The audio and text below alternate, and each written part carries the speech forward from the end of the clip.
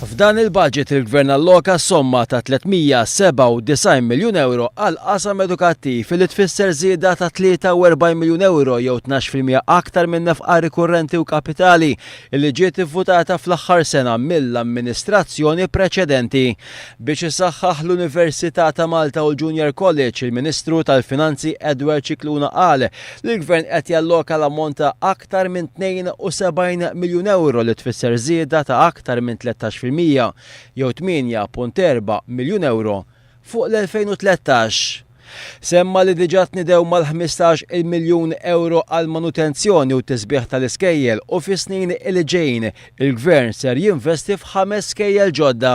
Sar investiment rekord fl-ammont ta' boros ta' studju, ser tingħata importanza wkoll lill-edukazzjoni għal matul il-ħajja. Issaħħet l-iskema tal-apprentistat u tnediet l-Istrateġija Nazzjonali għall-Litterizmu. Fil-budget il-Gvern ħabbar li ser jibda l-loti u l-użu